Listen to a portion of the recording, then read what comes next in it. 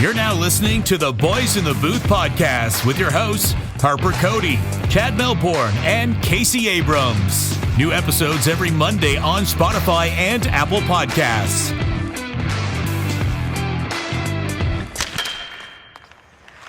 Hello and welcome to episode 148 of the Boys in the Booth podcast. This time it's just myself, Chad Melbourne, joined by Casey Abrams. No Harper Cody this evening, but the two of us, Case, are going to just keep on trucking on this episode. We're going to do it together, and it's going to be fantastic. We don't even need a third guy. How about that? So just the two of us, and it's going to be a great episode. So what we're going to talk about in this episode is we're going to go back 20 years in the past, and we're going to pick every single first overall pick in a draft, the two of us. We're going to each have a team, and we're going to do a draft 1 through 20, and, as if all of these players were in the same draft in the first round in 2023 or something. So that's how it's going to be structured. Yeah, then afterwards, you can feel free to tell us how much big dumb idiots we are and comment everywhere you want and tell us how we're stupid for taking Slafkovsky twice or a second. What? Yeah. I don't know. One of those. Anyways, that's what we're going to do. I got this idea from Jesse Blake of the Steve Dangle Podcast Network. He did it about a week ago, and there was some outrage on his picks. So hopefully we can make a list that maybe some more people agree with. But the odds of that are pretty slim because everybody has an opinion, and every opinion is going to be heard on social media. But we're going to try it anyway. But anyway, before we do, Case, how you doing? Doing good. Rolling off a high of this past weekend. I went to the Leafs-Devils game on Thursday. Big dub to make it 11 in a row there in overtime. That was fun. And then we motored on down to Ottawa.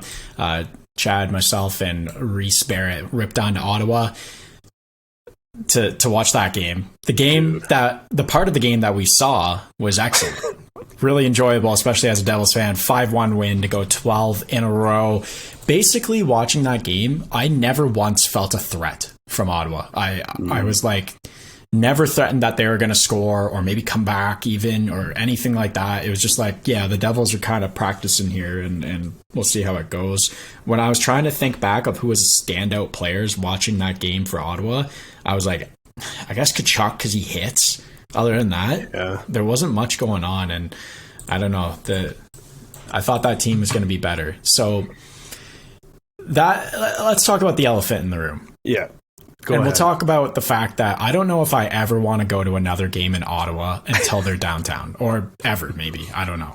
Because we were, I'll say, inside of a kilometer to the rink at around 12:40 for the 1 o'clock game.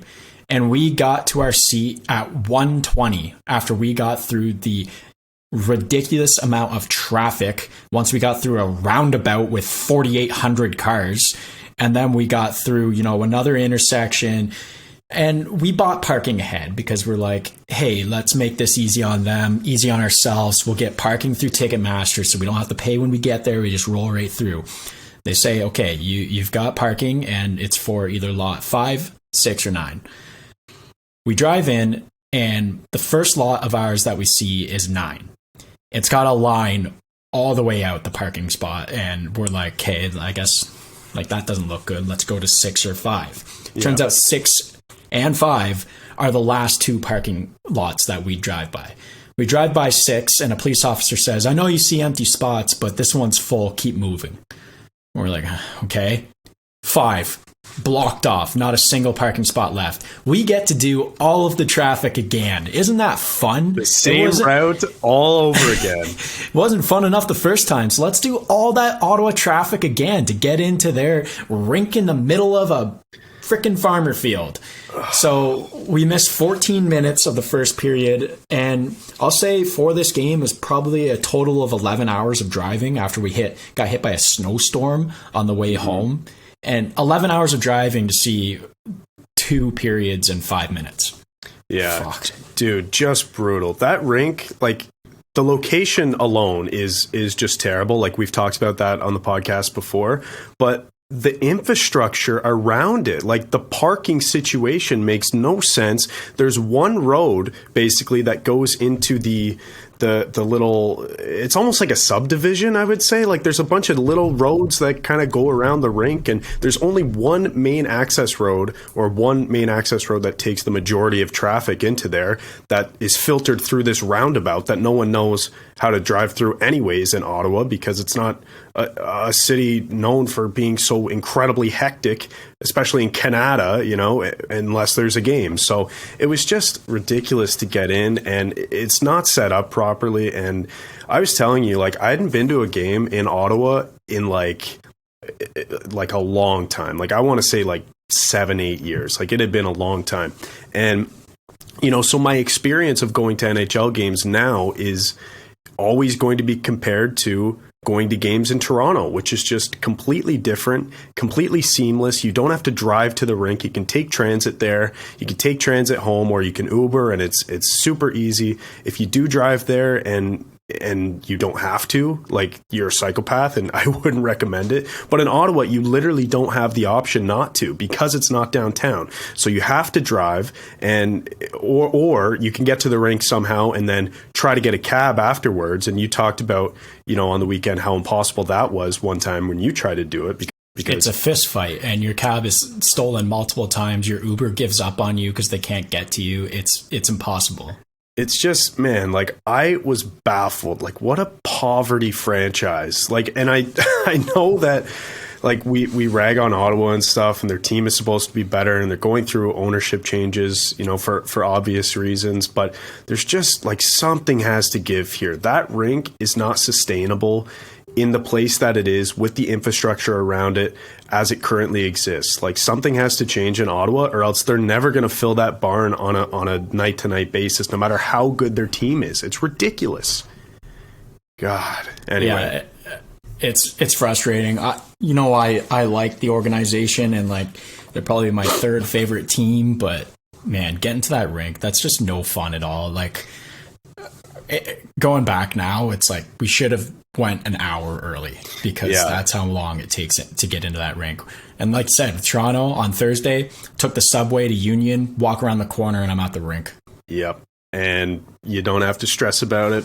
You don't have to find parking. You don't have to pay for parking. It's just a whole different animal. And I know they're different cities, and it's hard to compare the infrastructure, but come on, something's got to be done there. You can't take OC Transpo through the roundabout to park on the side, and then, you still have to walk 500 meters to the rink. Like, it's just, the whole setup is just a joke, man. Like, I can't believe that, like, season ticket holders, for example, I can't believe that they have to go through that every time. Like, we went to Pro Hockey Life before just to kill some time, because we were so early to the game, and then we end up being late because of that nonsense. Like, it was just such a piss off, despite the fact that it was a great game and a great time. Yeah, no, back to the positives. The Devils kept rolling, and I was so nervous that I was going to go to 2 games and see the end of the streak. It was going to be my fault somehow. Luckily, they won both games. The first one was a little bit of a scare. I got some ribbing by some Leafs fans, that's for sure. And then, they went to overtime. Leafs can't win in overtime. Devils haven't lost in overtime, so they kind of rolled right through there. And terrible giveaway to lead to the Devils overtime winner, and I don't know, I'm pretty happy. And they're going for a baker's dozen tonight, playing Edmonton. I think the score's 1-1 at the moment, so we got to get through this episode so I can go watch the third period. Yeah, true. I've got the Leafs and Isles on right now, and the Leafs have 7 shots to the Isles 0. And that might be a good thing, because Eric Källgren is in net, but they're only 7 minutes into the game here, so they're looking good out of the gate. But let's get into this episode here, because we don't want this to be a marathon. We want this to be a bit of a sprint. We're going to draft the most recent 20 first overall draft picks, and we're each going to have a team. But before we do that, we're going to do a bit of fantasy corner. So, Case, last week, how did fantasy go for you? Were there any players that kind of stood out, and sort of what did the week hold? My week was kind of meh. I only had 159.25 points. My team underperformed this week, but Connor McDavid, I don't think they set their lineup the first few games, or first few days rather, because they only had 119. Absolutely clobbered them. I didn't really have anyone really stand out for me, but I will give a shout out to Nick Paul, who I just traded for, and he got me 15.25 points that week. And once again, gonna keep it going. Brandon Montour. Why is this guy the best player in the league? What's happening? He's averaging like 6 fantasy points a night. Yeah, that's insane. I guess like it makes sense stepping up for Ekblad, right? In Ekblad's absence, you know, he's got to be. Before Ekblad came back, Montour was 4th in the league in average time on ice. Jeez, 26 minutes or something like that. And you know, we kind of ragged on their back end too, but Montour's been a steady piece. So what a solid fantasy pickup. My week last week was right down to the last game, right down to the wire against Nico is our captain. That's LVB, and we had some ribbing going on in the group chat about this, but it ended up being 233 to 214, so it was a close one right up until the final game. Boone Jenner and Sean Kuraly of Columbus just absolutely carried. Dude, Boone Jenner, let's see how much rostered he is. He's only 47% rostered, plus 8% just last week alone. This guy is currently ranked 41st in our league. He could be a fantasy pickup if you don't already own him in your league, or if he's not already owned. Like I said, he's only 41% there.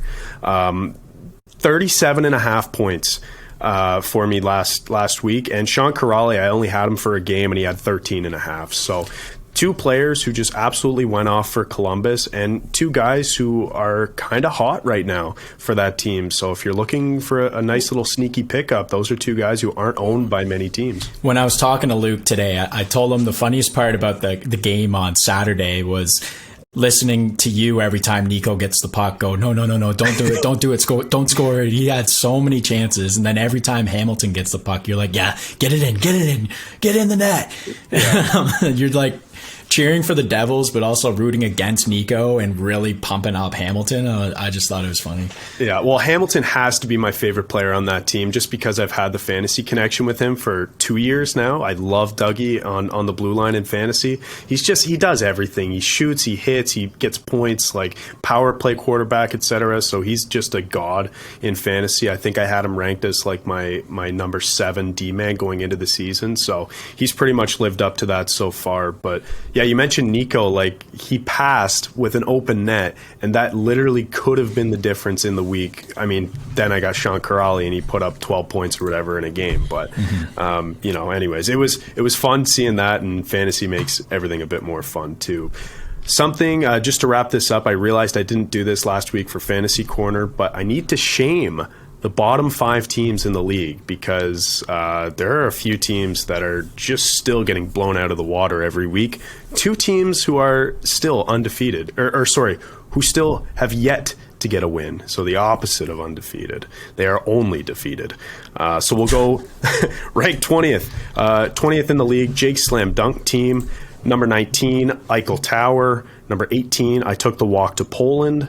Number 17, Mail Order Brides. And number 16, and kind of surprising because I thought he had a good squad at the start of the season, and I know he's a fantasy guru, if you will. He plays quite a bit, at least to my knowledge, is Book Hockey in 16th. So a few teams at the bottom there have their work cut out for them. Just a reminder that only the top 8 teams in our league make the playoffs, and there's 20 teams. So even though there's a lot of work ahead of us, a lot of weeks, there's still some tension down there. There's some teams who need to make some moves and start winning, because it's going to be a tight race, and every week is going to be difficult. This podcast is sponsored by Liquid IV. Winter is back, and whether you're playing pond hockey or nursing an eggnog hangover this holiday season, Liquid IV has you covered. Just 1 stick of Liquid IV in 16 ounces of water hydrates faster and more efficiently than water alone.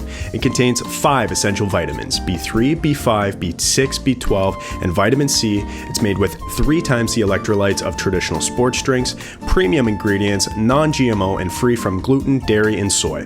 There are plenty of awesome flavors too, but my personal favorite is lemon lime. Get 20% off when you go to liquidiv.com and use the promo code boys_in_the_booth. That's 20% off anything when you order using the promo code boys_in_the_booth at liquidiv.com. Experience better hydration today with Liquid IV. This podcast is sponsored by the ticket app SeatGeek. SeatGeek takes all the confusion out of buying tickets, making it quick and easy to get the best deals on tickets to your favorite sporting events. Plus, Boys in the Booth listeners get $20 off their first ticket purchase on SeatGeek with the promo code Boys in the Booth in all caps. So click the link in the description down below to download the app, and remember to get your discounted tickets using the code Boys in the Booth in all caps. Get great seats for a fraction of the cost with SeatGeek. So there you go. That's Fantasy Corner. Case finally. Let's get into the episode topic for today. We're going to redraft the last 20 first overall picks. As you know, the most recent one being Juraj Slafkovsky of the Montreal Canadiens. And we're going to go all the way back to 2003. So the last 20 years. And in 2003, it was Marc-Andre Fleury. So before we get into it, I'm going to do a quick random number generator just to see who gets first pick, okay? So you're going to be number 1 and I'm going to be number 2. I've got the random number generator here just to prove to you, Case, I'm not cheating. And here we go. Number 1. Did I say you were number 1 or I was number 1? I think you said I was number 1, but I'm actually not sure. Okay.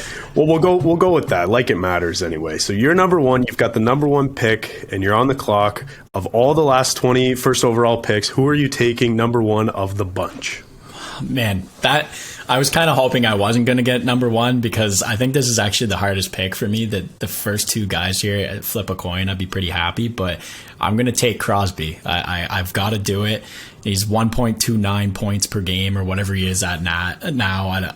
He could be better, could be worse. That's just the last stat I have on him. And I got to take him because he's won 3 cups. And it only took him 4 years to get his first one, or 4 years. So that's one thing you can't say McDavid's done. And who knows if he's going to do that. He might be the best player in the league every year for the next 6 years. But is he going to win a cup? Crosby has 3 of them, and he's regarded as the best player in the league for 10 years or more. So I got to go with Crosby. He's a leader on the ice and off the ice. Good guy. I have to say, what would his career be without so many injuries? That's one thing you got to take into account here. But I think we're going to be drafting based off injuries included, and I still think Crosby's the best player. Yeah, okay. That's a little bit of a controversial pick, I would say. I think you're right to say that it's between the 2 guys that you mentioned, him and McDavid. But I guess maybe we should clarify before we move on. We should be making these picks, I think at least, and let me know if you think something differently, but I think we should be making these picks based on how we think things are going to end, how we think their careers are going to progress in a way like by the end of their career, who do we think is going to be the better player between the 2? So that's how I'm kind of envisioning it. Is that kind of how you're on the same track there? Yeah, I'm on the same page there because there's a couple players here that I want to draft for potential, right?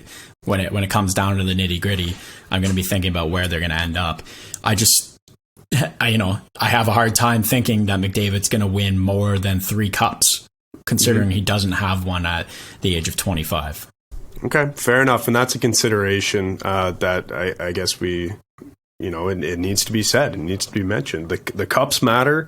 And, it's not only individual play here. Cups do matter, but it kind of depends on how much you want to weigh each one. But, okay, I'll go number 2, and I think it's a slam dunk for me with McDavid. I think I was going to take one or the other of the guy that you didn't pick.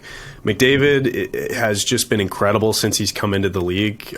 Even in his rookie year, I know he didn't win the Calder, mostly because he was injured, and Artemi Panarin had a great year. But McDavid has just been electric since he entered the league. It's funny, the conversations we have now about things like the scoring title and whatnot. You talk about a player having a really good year, an incredible year, and you can't even say that just alone. You have to mention the fact that he's being compared to McDavid because you just assume that Connor McDavid is always going to be at the top of the league scoring list, no matter what. He's just automatic. So it's for example, you can say, okay, Kirill Kaprizov, he might have an incredible year. He could win the Hart Trophy, right? Say he gets 95 points and brings Minnesota to a playoff spot.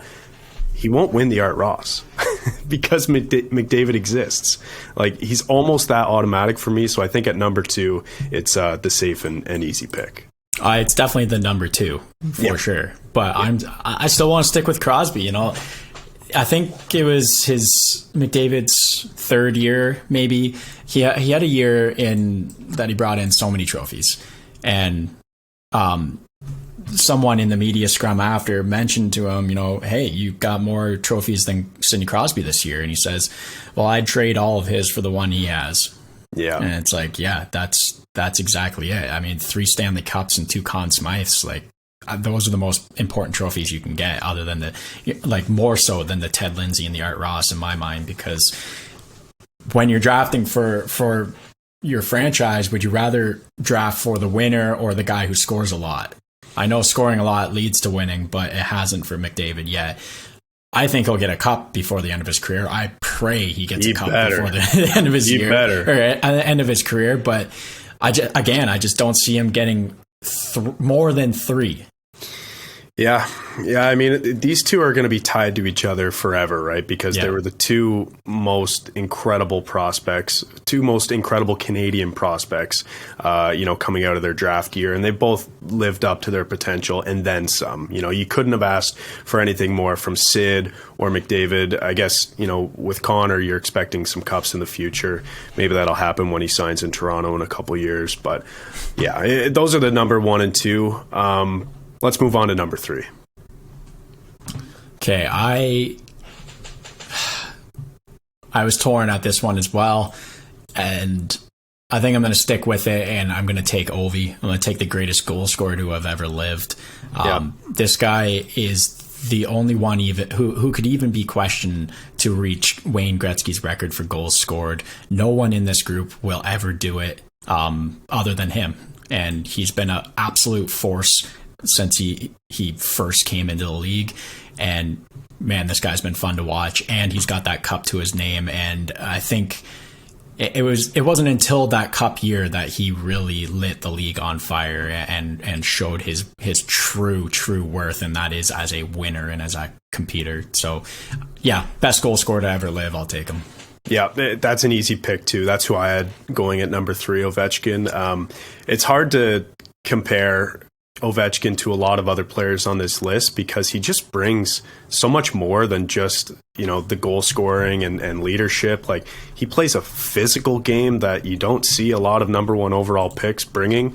And, I'm glad that you mentioned that the conversation changed after he got his cup, because that really is the case. You know, like before 2018, when the Washington Capitals won the cup, it was kind of, you know, you talked about Ovechkin in a different breath than you talk about Crosby, because Sid had 3. You know, they were both so good. Ovechkin actually won the Calder in the year that they both came into the league, and I think he had like 4 or 5 more points than Crosby or something. And they've both been so electric, and I believe now they're like within a couple points of each other in their careers, which is insane. I know Sid's done it in like 100 less games or whatever, but these 2 players are so incredible, and Ovechkin at number 3 is a no-brainer for me. I mean, the fact that he plays the way he does and, you know, throws his body around so much and fights, and yet he's played over 1,200 games is so impressive. And then, you know, I'll just throw this out here. 9 Rocket Richard trophies. Change the name of the trophy to Alex Ovechkin. Like, come on. Now, this is a trivia question that I don't currently have the answer for, but I'm just wondering how. Yeah, so this is what everybody loves when they listen to podcasts. Yeah, loose end questions, good. How many Rocket Richard trophies does Rocket Richard own? How many scoring titles did he win? How many goal scoring titles did he win? Because if Ovi won more, like, dude, name it the Ovi trophy. Come on, you have to. I'll Google it on the side here, but okay, I've got something else. Then I doubt it's 9. It can't be 9. I've got something else though. Like, you know, the Gordie Howe hat trick. I saw this the other day. Gordie Howe only had 2 in his career. The guy who has the most, I believe, was Brendan Shanahan, who had like 17 or something. So it's just one of those things. You know, a player's known for something, but, you know, at the same time, some guy 5 times. Era. Well, there you go. So it's the Ovi trophy at this point, and when he retires, they should rename it that, especially if he catches Gretzky in his record there. Oh, yeah. So, and I think he will. Remember a couple years ago when we thought Ovechkin was done? Like when he scored 36 goals or whatever, and we were like, this is the beginning of the end for Ovechkin. And then he just pots 50 now every year. Here's 50. Here's 50 more. Oh, I have, 120 or something more goals to score to win to pass Gretzky? Sure, I'll do that in 2 years. Anyway. Put me on the power play in my spot when I'm 42 and just use me there and I'll score 50. Yeah. Just a mutant. Okay, we got to speed this up here. This is fun though. The first 5 or so are going to be the most fun to talk about, and the easiest to talk about. Number 4, and I don't know if this was the player that you were considering at number 3, but I don't know. Maybe this is just Toronto media bias here, but I'm going to go with Auston Matthews at number 4. I think out of these 20 players, Auston will be remembered at the end of his career as the 4th best. And depending on how long he plays, injuries and health is a big part of that. But depending how long he plays, he could definitely challenge, for most goals in the league. I know that's a long time in the future here, but if he continues his ridiculous pace, I could definitely see that. Nobody scored more goals since he entered the league than him in 2016. So it's just been incredible to watch him and to have a true, bona fide superstar in Toronto is just incredible. And I think number 4 pick makes sense for Auston Matthews. I think it's a good pick at number 4. It's not who I had at number 4, so I'm happy here. But okay.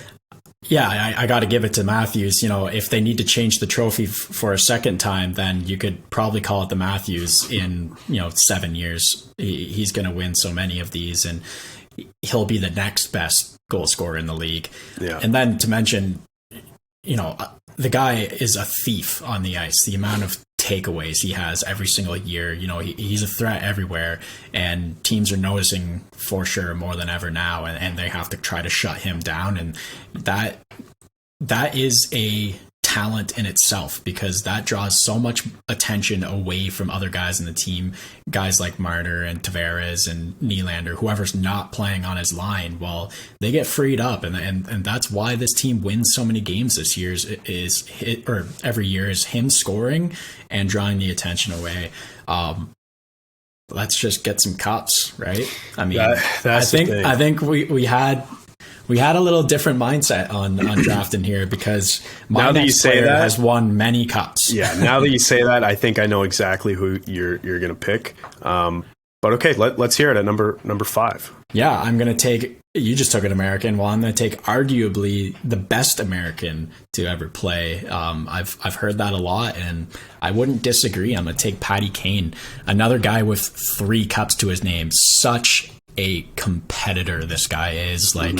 I feel like I get every year you just see him scoring in the playoffs, and how many playoff points he had, and how crucial he is every single year in the playoffs. He's just under a point per game in 136 playoff games. Wow, this guy's a gamer. And think about hands.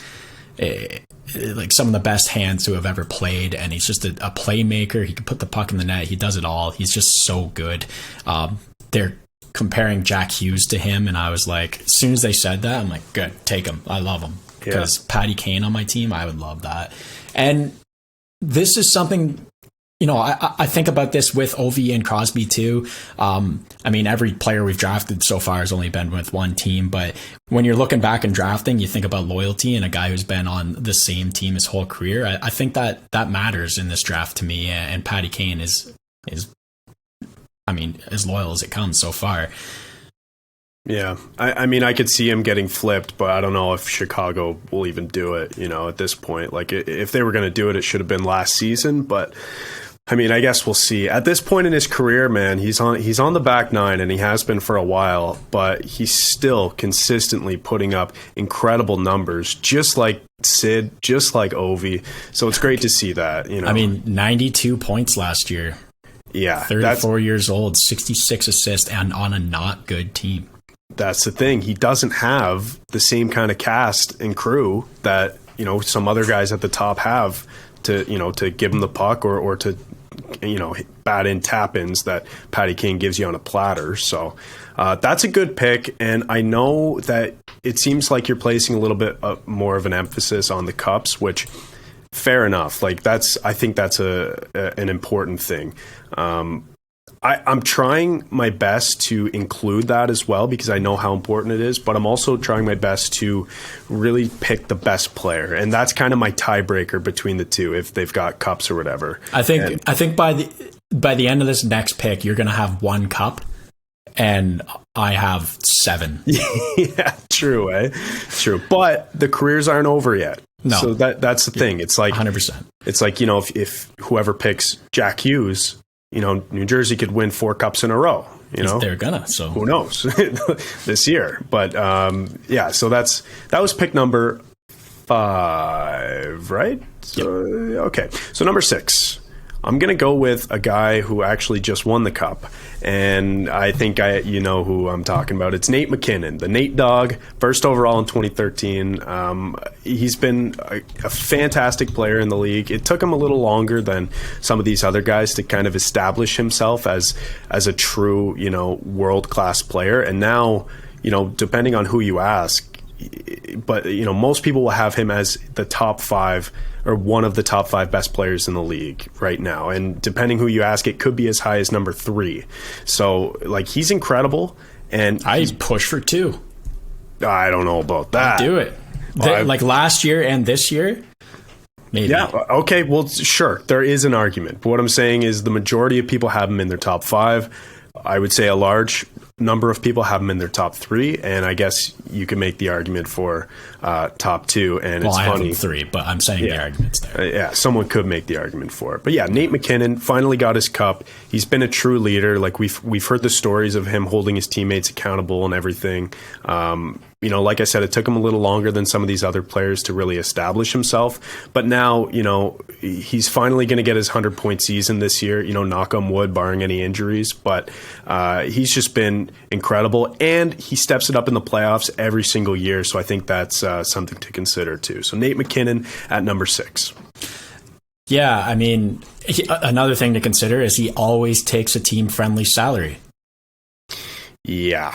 Team friendly, highest paid player. That didn't happen on the planet. I just have to poke fun at that because everyone's like, "Oh, he's going to take a team friendly deal. Like, look at his last deal. Yeah. Oh, highest paid player in the league. Thank you very much." Yeah.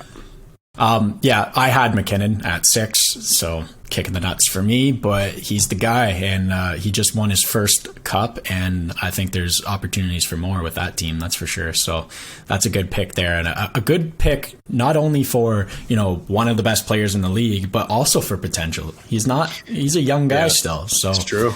I mean, so are Matthews and McDavid, but MacKinnon right there with them. So yeah, holy shit! Imagine how good that team would be right now. My team, McDavid, Matthews, MacKinnon. That, oh my god. Okay. Yeah, my team's a little older, I guess. But. Okay, let's hear number 7, Case. Who you got? Okay, well, I'm gonna stick with the old train here, and I'm gonna take the guy who won the 2 cups previous to the last one, if that's how you say that correctly. Yeah, Steven Stamkos. Talk about a leader, captain of this team for what feels like forever now. He just won 2 cups with them. Prolific goal scorer, 60 goal season. Matthews, and that's pretty much it. So absolutely love this player. He missed the playoffs for the 1 cup, but he did get in there. Scored his goal. He scored his goal. Yeah. Remember he came back for one shift. Yeah. He scored 1 goal. People think about injuries when they think about Steven Stamkos, but I say think about 2 cups and over a point per game player for 940 games. What more can you ask for in the leader of your team and one of the best Canadian guys to do it? Well, I was asking for something a little more from Stamkos, actually, and that was for him to score 500 goals, 500 assists for 1,000 points on the same night. I thought that would have been perfect to cap off his 1,000th point. It didn't end up happening. He reached the assist mark before the goal mark, and that was something that he actually commented on. He said, I don't know if he was an oppressor or what, but I remember reading the quote of him saying, oh, you guys thought I was a goal scorer. Well, look which number I hit first. It was the assist mark at 500. So he said I can do it all. But yeah, just an incredible player. That's who I had at number 7 as well.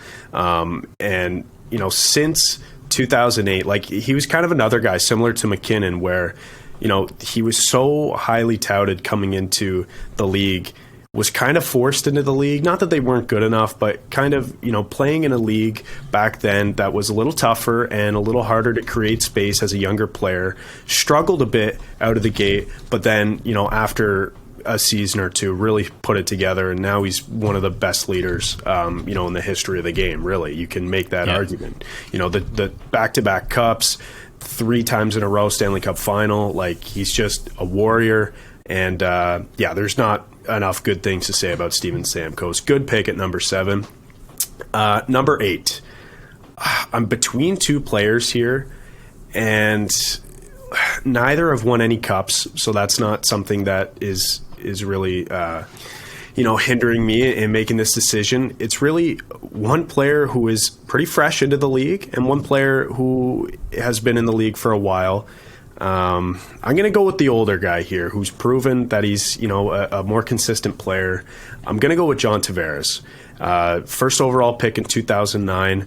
Very similar stats to a guy we were just talking about in Steven Stamkos, aside from maybe one huge breakout year like Stamkos had last year or when he scored 60 in 2012. Tavares has been one of those guys who is, you know, basically a point per game, maybe just shy, and he can score, he can pass the puck. He's been a leader on 2 different teams. He had exceptional status to the OHL, which, you know, we're not talking about OHL careers, but that's, you know, something that adds to his pedigree. The one thing that's missing for Tavares, obviously, is a cup, but I think at the number 8 pick, it's pretty fair to have a guy like Tavares up there. But I will say this wasn't an easy one because I was between a few players. What are your thoughts on Tavares at number 8? Yeah, there's a grouping of 4 guys that I was willing to take here, and he is one of them. The kind of the consummate professional out of the group here, and definitely the oldest guy out of the group of 4 I have here. We're yet to see this guy win a cup. He switched over to his hometown team, and he'll probably never win a cup because of that. So that's unfortunate. But this guy is the true leader and a point machine. Just scored his 400th goal the other night. I don't know how you can score 400 goals and seem to skate so slow, but he gets it done. And he's. I don't know. Yeah, you can't say too much bad about John Tavares, except the eye test sees him as not the fastest. Yeah, he's definitely a guy who has never been a great skater, even when he was, you know, a rookie in Long Island. But he's just a guy who consistently gets lost in the offensive zone and finds areas to put pucks in the net. You know, I don't know if he'll ever get back to scoring 47 goals like he did in his first year with the Maple Leafs, playing with Mitch Marner, but you know, he is having a great year for the Maple Leafs this year. And I saw a stat the other day, and it was in his first 300 games with the Islanders, he has almost the same amount of points as his next 299 games with the Maple Leafs. He actually has a few more points with the Maple Leafs. So he's just a model of consistency. And, you know, I think it's safe to say that a lot of these players are Hall of Famers. I've always thought of Tavares maybe on the outside looking in. I think if he gets that cup, he's got to be a Hall of Famer. He's one of those guys who is just, you know, he's done basically everything you can ask from him except for win a cup. So hopefully that comes in the future. Yeah. For this next pick, I don't know what I want to do. Like, honestly, I feel like trading down for a couple picks. I know, right? Because there's this weird little gap and in this weird little grouping. I don't know if I should throw some biasness in here or what I should do, but this is where things get sticky for me, for sure. There's like 5 guys that I'd be willing to take here again. So I think in that case, oh God, I'm gonna draft Rasmus Dahlin. Wow. Okay. I'm gonna stick the biasness in my back pocket. I'm going to take Dahlin, 22 years old. This guy is already the horse for his team. He logs the toughest minutes on this team, and they suck, and they have for his whole career, yet he's showing up every night being that minute eater, and he gets his points. We looked back the other night, we forgot he had 44 points in his rookie season, and he's continuing to do so, especially this year, of 20 points in 17 games so far. I think that this is the first one where I'm really drafting off of potential, because right now I mean I like Hischier better for the career he's had so far, but I think that Dahlin might have the edge on potential if I really have to be honest. And the fact that he's a defenseman adds a lot of value here. He's a guy that you want to have on your top pairing, and I don't know, I felt like I had to pick him because I don't want to be biased. See, like, I also feel like that's why you picked Dahlin, but I'm shocked that the guy that you mentioned was Hischier. I thought it would be another New Jersey Devil who I had on my list, actually, a spot higher than Dahlin, someone who I thought would make a lot of sense for this pick. Okay, let me ask you this question. I was comparing Dahlin and Hischier because, I don't know, they've been in the league longer together. Okay. I would take Hughes over Hischier. Okay, well, I was going to ask you that. Let me ask you this. At the end of their careers, the end of their respective careers, in 15 years from now or whatever, who do you think will leave behind a greater legacy? Rasmus Dahlin or Jack Hughes? Jack Hughes. I fudged my pick here. Can I go back because I picked on Biden? No, you can't. Fuck. Now my team is going to look stacked because I'm going to take Jack Hughes with my number 11 pick. I think it's number 11. I've kind of lost track here, but we're going through here. Anyways, 11, I don't know. I think it's 11. Yeah, God, I can't even do simple math here. But Dahlin, let me touch on Dahlin first, because he's a player who I really, really love, and I have since he's come into the league. I think he was underrated in his rookie year, and he continues to be underrated as a first overall pick, because I think as a forward, it's very easy to measure a first overall pick when they're a forward, right? You look at them, you look at their production, and there's a certain standard that you're held to. It's like, can you score a point per game, yes or no, as a forward, first overall pick coming into the league? If not, well, you're not going to be held in the same kind of conversation as if you are. For a defenseman, though, it's kind of more difficult to evaluate for a few reasons. Defensemen just take longer in general to kind of get up to speed to the NHL. I would say in general, that's been a trend that we've seen. And also, you can't really evaluate defensemen on points unless you're giving out the Norris Trophy. So I don't really know how else you're supposed to do it. And for that reason, I think defensemen who get picked first overall get forgotten about.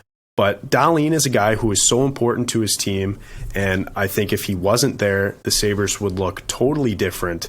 He's been my fantasy horse now for a couple seasons. He plays a ton of minutes, tough competition, does some things with the puck that nobody else in the entire league can do, and he's just incredible. With all that being said, I do think Jack Hughes is the better pick, and that's who I'm going to go with. Jack Hughes, this is a player who I wanted to take before Tavares, actually, on the last pick. I was between the two of them, and I think you not trying to be biased really hard kind of fudged your pick a little bit, because you didn't want to be seen as the biased Devil guy. But to be honest, I think Hughes is the pick. I do too, but honestly, I was thinking about biasness, and then one thing I had in my head that I was comparing Victor Hedman and Nikita Kucherov and who I'd rather have on my team, and I picked Victor Hedman here, so I went with Rasmus Dahlin. Hughes is going to score over 100 points multiple times in his career. I was trying to find the value here in the defenseman, in the high potential. I think they both have close to the same potential, and I went with a defenseman who's going to be, close to a point per game at some point in his career and hard to play against. I just think of him as a Victor Hedman type player, and I think of Hughes as a Kucherov, or I'd hope that he turns out to be a Kane instead of a Kucherov. Yeah. Something I didn't mention about Kane that I wanted to bring up was what a win for undersized players in the league. Proving that you can be one of the best in the league and not have to play a physical style of game like that. He kind of changed the game, really. Like, I don't mean to overstate this, but being a smaller guy and coming into the league as a number one pick, whereas traditionally you would fall in the draft if you were undersized. So that's just something great to say about Kane. But yeah, going back to Jack Hughes here, like, I think it's a no-brainer for this pick. He's, one of the players who I think will score a boat ton of goals and get a ton of assists as well. He's just a player who is always going to be on the board. He's going to be a leader in the dressing room. He's not afraid to speak his mind, and I love that. Obviously, there's a lot of runway ahead of him here in his career. He's only just begun. But I think at the end of the day, when all of these players are retired, when it's all said and done, I think he'll be remembered as one of the best here. And I think we're having a hard time keeping track of where we're picking these guys, but I think it's number 12 or 13. So I think it makes sense to take Hughes here. I think on every draft board I had going here, I had Hughes, then Hischier, right, back to back. And that is me, loving both these guys equally and having to give one guy the edge, and I give it to Hughes. So I'm going to take Hischier right now. Okay. He's my favorite player on the team. He's the leader of this team. They've talked so much about how he's taken the locker room this year by the reins and is really showing his maturity. And you can see it in press conferences too. Like, he was just talking today saying, like, we've been talking as a team and we're just trying to keep the hype down. We're trying to keep the hype down. We're just want to get better as a team. You're on a 12-game heater, as Jack would say, and they're just talking about being a better team than they are already. So absolutely love that. He's been so solid in his first few years. He doesn't quite have the points that you might want from him other than his rookie season. And then last year he really showed up, 60 points in 70 games, 21 goals. He really improved. And then this year, 9 goals and 10 assists in 17 games. He's been phenomenal. He's been absolutely, like, I don't know how to say it. The all-around play. Every time he's on the ice, the team is better. And it shows in that. I think in any game that he has a point, they're 14-0. And on top of that, they haven't lost since he's played. Or they've lost one game, since he's played this season. So the guy's been incredible, and he's going to continue to get better. I see, close to 100 points in a season in the future for this guy. And on top of that, there's going to be a Selke or two in his future, maybe later in his career when he gets a little more recognition for it. It seems like you have to have a history to win the Selke. So I think as he gets more votes every single year, he's going to get closer to getting that. His two-way play is phenomenal. He's in the conversation this year already. And it's amazing what the future that he can have. Yeah, he sure is a guy who gets underrated, I think, around the league among first overall picks because he doesn't have the points that you would expect of a first overall pick, or not even that you would expect, but when comparing him to other first overall picks, especially some of the guys who entered the league and just tore it up right away, like McDavid, Crosby, Ovechkin, Matthews, etc. So he gets underrated a bit for that reason. His two-way game is incredible. The Selke conversation, I'm glad you mentioned that because he's going to be in the running once he kind of establishes that pedigree. He's been in the league now for a while, and I think to some of the most keen-eyed fans, you kind of already know that Hischier's in that conversation, but we'll wait a few more years for the hockey writers to catch up and vote on it and for the Selke trophy race. But yeah, that's a good pick there. I think, there are a few other players who I would consider to take before him, but I don't mind that pick for Hischier at the spot you took him at. Next, I'm going to take Marc-Andre Fleury. First overall pick in 2003, going with a goalie, a tough one here, but I think a necessary pick to take a goalie who has 3 Stanley Cups, made the game-clinching save in his first one against Detroit. That was an incredible series to watch. Going back when I was a kid, and like just a guy who's been in the league for so long, beloved by his teammates, has those 3 cups, like I mentioned, and really has gotten it done at every point of his career. except for, in the playoffs a couple times, he's been the starter and been, had his position taken away from him from a backup goalie, like Matt Murray did. But the thing is, he's always been solid. He's put up great numbers through his career, and just a great guy. First overall pick, 2003. What do you think of that one, Case?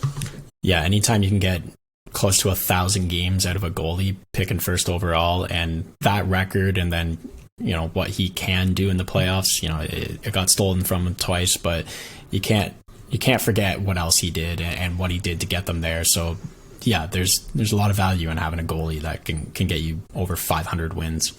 Yeah, and underratedly too, carried Vegas to the Cup final in their inaugural season. So that's something that, and I know they had a tandem of him and Lehner when he was in Vegas, but for the most part, he was the guy. He got his Vezina trophy as well, just a couple seasons ago. Was it last season that he won, or 2020, 2021? Yeah, 2 seasons ago. But yeah, just a guy who has pretty much done it all.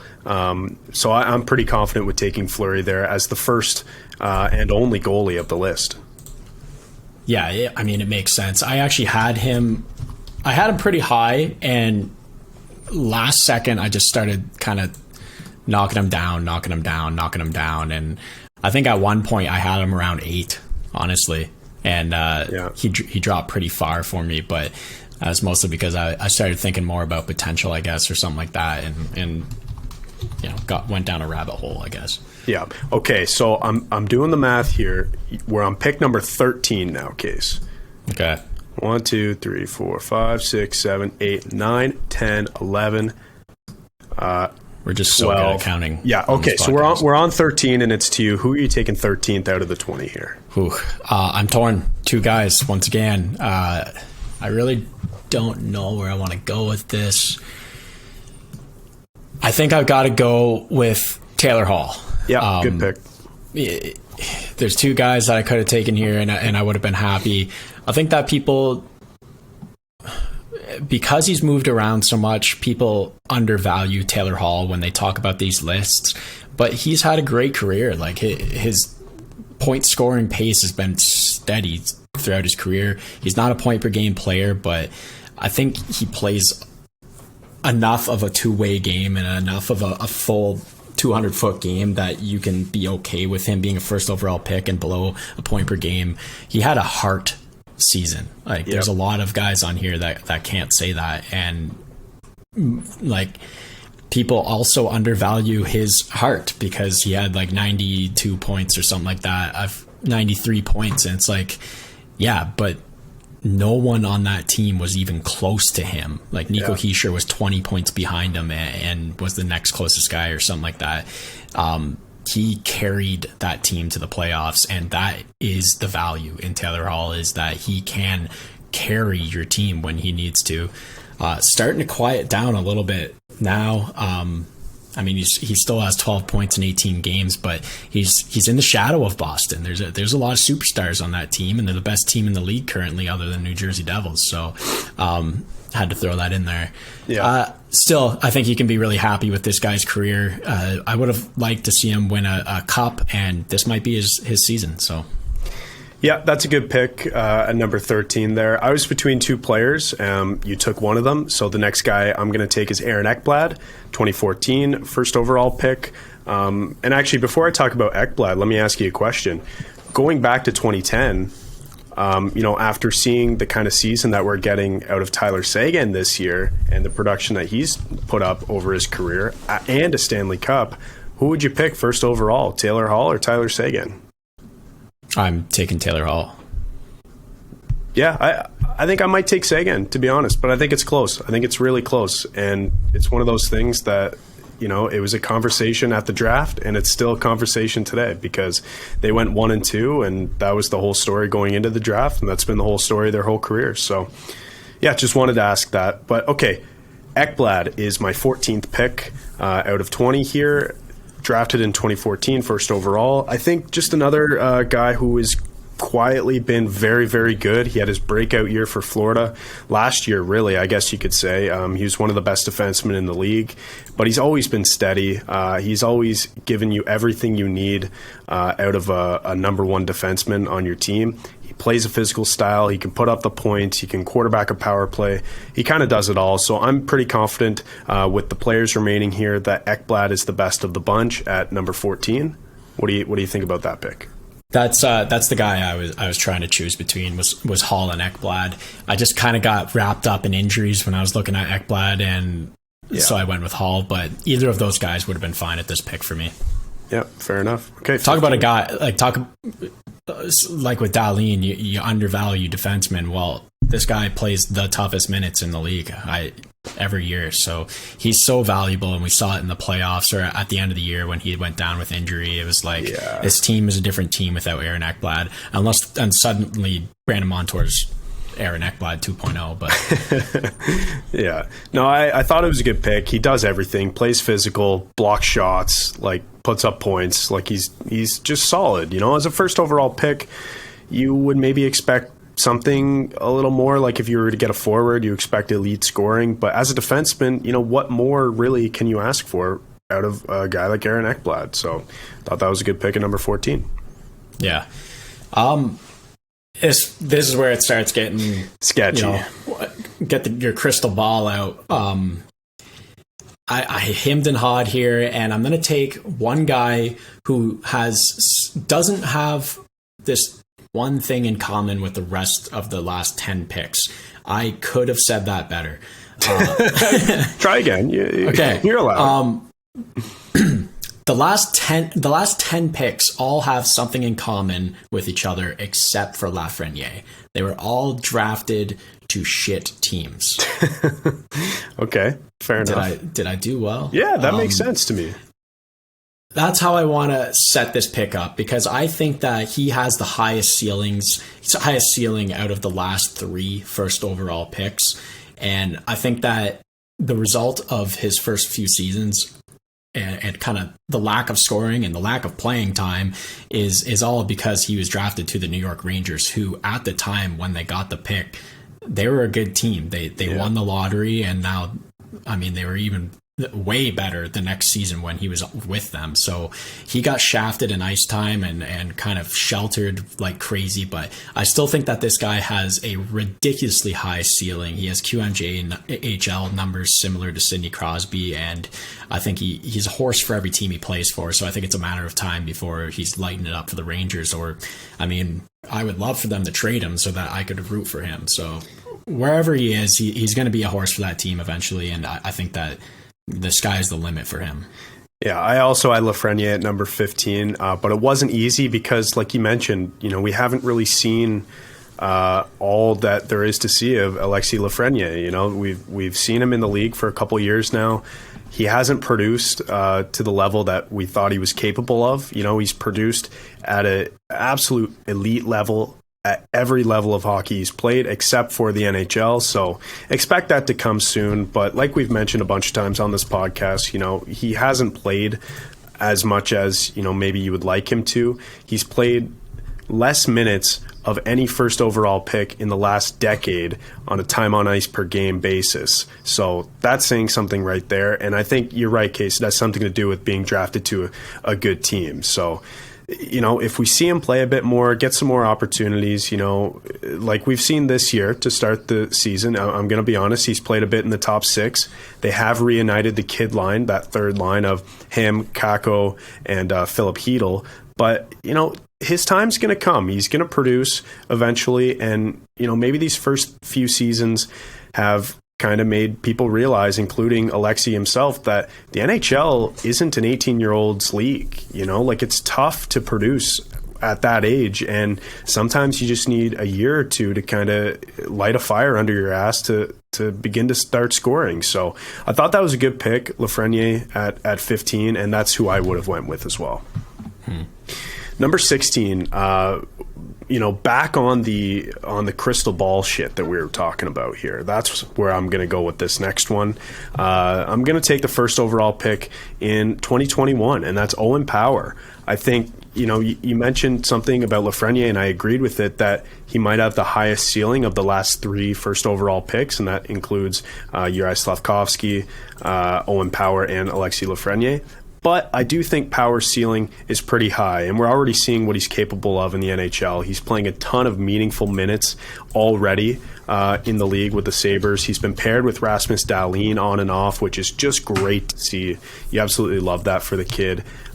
He's a massive mutant of a person.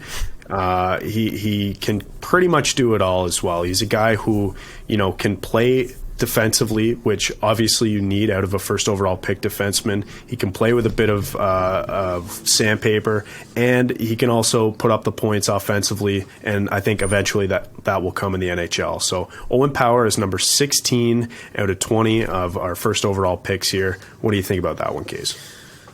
Yeah, I really don't know if this is the guy here or not. Like you said, it's crystal ball. I started thinking about how people are redrafting that draft class already and taking Luke Hughes over Owen Power, and that's after Owen Power's been playing in the NHL and Luke Hughes in the NCAA. So I think that's unfair. I don't like that one bit. You might think it's unfair, but I mean, that's what's happening at the Athletic. That's what's happening at Bleacher Give it 3 Report years is what I'm saying. Places. I agree. I'm not saying Luke Hughes is better than Owen Power, but there's a conversation happening there, and there's a lot of people questioning it. I also had a hard time taking Owen Power here because he just hasn't been doing it for my fantasy team. I don't know how the Buffalo Sabres can lose 7-6 and Owen Power have no points when he plays 24 minutes. Yeah. The math, Chad, it doesn't work. Doesn't compute. But yeah, anytime you have a offensive threat defenseman who's 6'6" and 220 pounds, who can eat minutes, 18 years old, 24 plus minutes a game. There's a lot of value here, and he does have a ridiculously high ceiling. So I'm going to be happy to watch him over his career because he is going to be linked to Luke Hughes for the rest of his life. So I will be keeping a close eye. Yeah. Okay. Who are you taking at number 17? I guess I'll continue with the crystal ball, and I'll go with Slafkovsky. I don't know. There's 3 guys here that I don't really want to pick. So I'll go with Slav. 18 years old, another massive mutant of a human being, and I think that this guy has a pretty high ceiling himself. I think he's going to be a pretty good goal scorer in this league for years to come. It's kind of not happening quite yet. I don't know if they're utilizing him properly either. I would have kind of liked to see him come next year into the league, but I still think that this is going to be a gamer, and he's going to be a goal scorer, and he's got the right attitude, and he's got to compete, and I think that he's going to be a pretty hard-nosed player in the league as well. So he might be one of those guys that you're kind of saying there's not many players like him in this league, and I think that there's some value in that. Yeah, fair enough. I think that's an okay pick. I had him at 18, not 17, so I guess it really... it's apples and oranges here. It's pretty close. But Slafkovsky, I think, his ceiling is there, and we've seen what he can do, at the Olympics. We saw what he was able to do. The sample size before his draft was a bit concerning, and we talked about that on our draft episode. So far in the NHL this season, he's been okay. I think he has 4 points or something. That's more than Shane Wright, who just got sent down to the AHL through a loophole. I don't know if you saw that. Did you see that, what Seattle did? Yeah. Sent him down. Conditional loan or whatever. Yeah, if he scratched for 5 straight games or whatever, you can loan him to the AHL, despite the fact that players from the CHL, if they're sent down, they're supposed to go to the CHL, but this is a little loophole. I thought that was genius of Seattle to do that. Going back to Slafkovsky, though, I can see it. I can see the production there in the future. I hope they figure it out with him, where to play him and kind of how to utilize him, because you're right. He is kind of a unicorn in the sense that he's a big body, but he also has some pretty nasty hands, and he's talented with the puck. He just hasn't put it all together yet. I think he was rushed into the league a little bit. It's not his fault. He has a good career ahead of him. At number 18, a guy who I was going to pick in front of Slafkovsky, just because he's proven more. He's been in the league for a long time, and he's been a consistent point producer. And decent in his two-way game, despite what you may think or what expectations you may have of a first overall pick. I'm taking Ryan Nugent-Hopkins at number 18. I think he's been a solid NHLer. You would have liked to see more offense out of him over his career, but you know what? He's a 60-point guy or so, and he's been pretty steady in Edmonton as a two-way guy. So I don't mind that pick at 18. What do you think of Nuge at 18 out of 20? I mean, I didn't have too much thoughts when it got down to this late in this draft. To be honest, I actually had him at 19. So okay, we respectfully disagree here. I actually have Erik Johnson over him.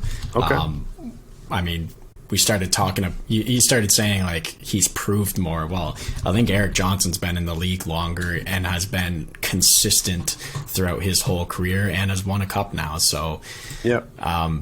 I had Erik Johnson higher. He's a defenseman that also has logged a ton of minutes in his career and still kind of produces. Sneakily has 333 points in 873 games, and he's been the guy that they've looked to play the tough minutes. You know, give Makar a break. Let's let Erik Johnson play against the top line. Yeah, fair enough. Okay, so that leaves me at number 20, and I have to pick none other than Nail Yakupov. First overall in 2012, currently playing in the KHL, I believe. Had a stint in the NHL. Couple teams gave him a chance.